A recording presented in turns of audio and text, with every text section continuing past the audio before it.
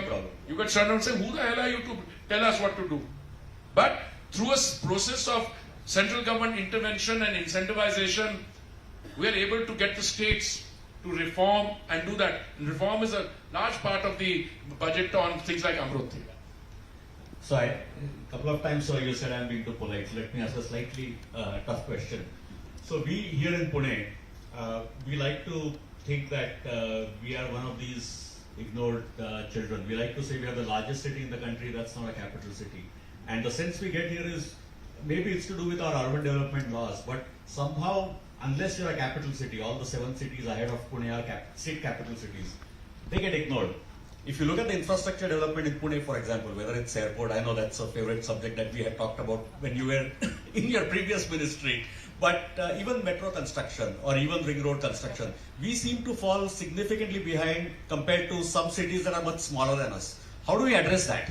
Well, you have a lot of highly intelligent and educated people living in a city like Pune.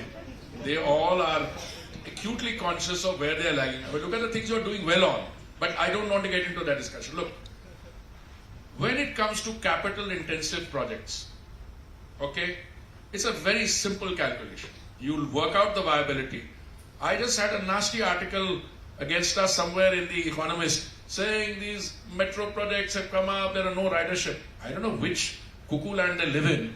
They have to travel with me in Delhi Metro to find out. Yes, metro projects are capital intensive. The Delhi Metro, we had I think a loan of 28,000 crores from JICA, Japan International Cooperation Agency. So when the Chief Minister of Delhi told me कि इसको metro को मुफ्त कर दीजिए, बहुत pollution कमी करने में बहुत मदद होगी.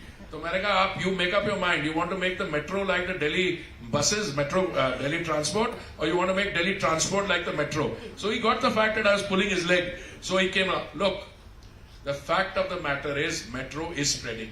Pune Metro, I don't have the details, but I think that. But I want to make a simple point. I think neither Maharashtra nor the center would ever want to neglect Pune because it's too important in the urban matrix. So whatever list you have, wish list, let me know after this. And Absolutely. Yeah. We do that to anyone we meet from Delhi. I would do it if I were sitting here.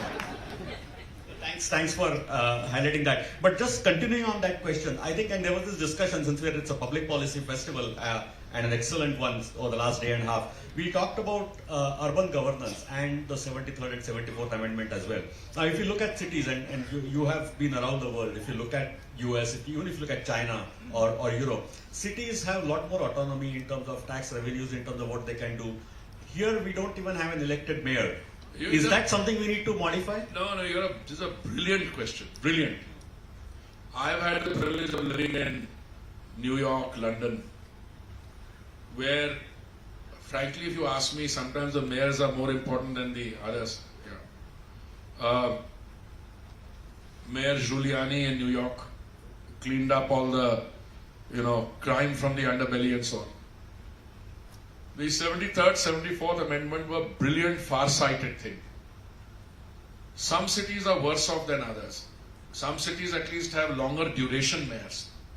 Other cities have short-term mayors. You take your mayor every day. Nobody wants to become mayor, but nobody wants to. We are getting there, but we need to do 2 things. We need to prepare ourselves. In between, I'll make an honest confession. In between, we thought of accelerating this, but when I looked at the kind of people that we were dealing with, we have to prepare them also. And I think that thing is on. That journey is on. But I totally agree with you. Our urban local bodies are now getting directly financed. Finance Commission, etc. The cities and the interaction with the urban local bodies, that is a much more healthy thing. And longer term mayors with powers is something that the democratic system has to throw up and elect.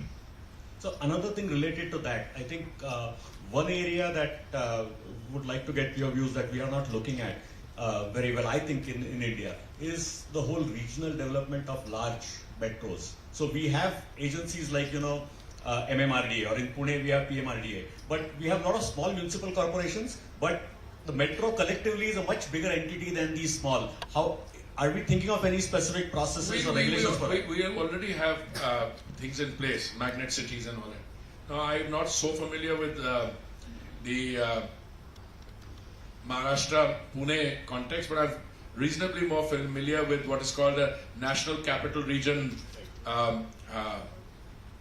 National Capital Region area and the Planning Board.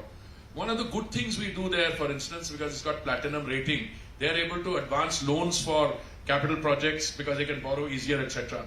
So I would be happy to have the National Institute of Urban Affairs to study this. And I want to conclude on that note, because we can study it and say, what else is it that you require? I'd be very happy to make contact. By the way, we've been poaching from you guys. My joint secretary dealing with smart cities used to be commissioner in Kunal. So, I mean, we are also getting what they learn here or contribute to, we poach them and get them. But I'd be very happy, I'll have a word with Kunal, and if you can give me a short note, I'd be happy to get the National Institute of Urban Affairs, because in a quick rapid fire discussion, it's very difficult to see what you have in mind, but I'd be happy to see what we can do going forward.